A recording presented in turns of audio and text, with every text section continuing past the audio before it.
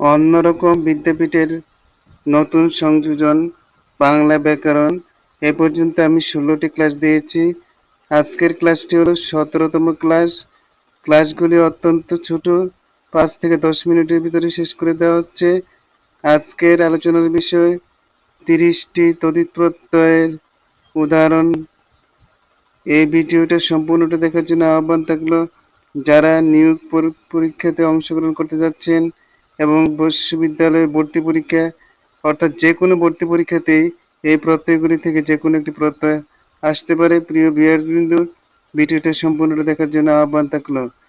আমরা গত ক্লাসে ৩২টি প্রত্যয় নিয়ে আলোচনা করেছিলাম। আজকে ৩৩ নম্বর থেকে শুরু করব। প্রথম শব্দটা বৎসল, বৎস যুগ ল বৎসল। ৩৪ নম্বরটা কুমার্য, কুমার যুগ জ কুমার্য।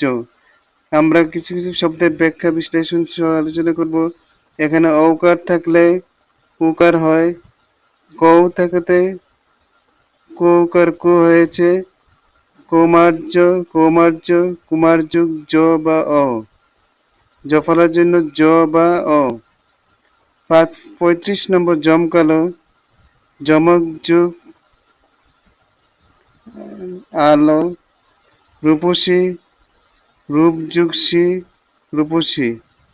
চৈত্র, চিত্রযুগ জ বা অ, চৈত্র। চিত্রযুগ অ, চিত্রযুগ অ, চৈত্র। কোনো শব্দের মধ্যে যদি প্রথমে ঐকার থাকে তাহলে এটা রস্বীকার হয় গুণ ও বৃদ্ধির নিয়ম অনুসারে, তাহলে চৈত্র, চিত্রযুগ অ। ৩৮ নম্বর হৈমন্তিক। এখানে বানানকে লক্ষ্য করে শব্দটা তৈরি হয়েছে। এখানে হয়েছে চিত্র ঐকার, এখানে একার হয়েছে কেন? হেমন্ত একটা কাল, বাংলা ঋতুতে হেমন্তকাল একটি কাল, হেমন্ত যুগিক হৈমন্তিক। গরু যুগ গুযুগ রু গরু, দ্রাঘিমা দীর্ঘযুগ ইমন, দ্রাঘিমা অথবা দীর্ঘযুগ ইমা। এই শব্দটা সবচেয়ে বেশি পরীক্ষাতে আসার সম্ভাবনা রয়েছে, দ্রাঘিমা। তাহলে তড়িৎ প্রত্যয় কাকে বলে প্রিয় শিক্ষার্থী বন্ধুরা? যদি বিশেষ্য বা বিশেষণ শব্দের পরে বর্ণ বা বর্ণসমষ্টি যুক্ত হয় নতুন শব্দ তৈরি করার প্রক্রিয়াকে বলে তদ্ধিত প্রত্যয়। যেমন হৈমন্তিক, এই শব্দটি হলো বিশেষণ। জমকালো বিশেষণ, দ্রাঘিমা বিশেষ্য, গরু বিশেষ্য।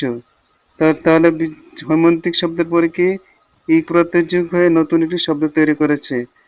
তারপরে কুমার্য বিশেষণ, কুমার বিশেষ্য পদের সাথে বর্ণ বর্ণসমষ্টি যোগ হয়ে নতুন শব্দ তৈরি করেছে। আশা করি প্রত্যয়ের সংজ্ঞাটা বুঝতে পেরেছেন। তারপরে আমরা পরবর্তী শব্দগুলি পরবর্তী শব্দগুলি হলো বাগ্যী, বাগযুগ মিন, বাগ্যী। গুণবান, গুণযুগ বপুত গুণবান, দয়াবান, দয়াযুগ বপুত প্রত্যয়। এখানে বপুত ও মপুত প্রত্যয় যুক্ত হয়, যেমন শ্রীমান মপুত, বুদ্ধিমান বুদ্ধিযুগ মপুত, জলীয় জলযুগীয় জলীয়, শীতল শীতযুগ ল শীতল, মানব মনোযোগ মানব। এখানে মানব শব্দটা কিভাবে হলো?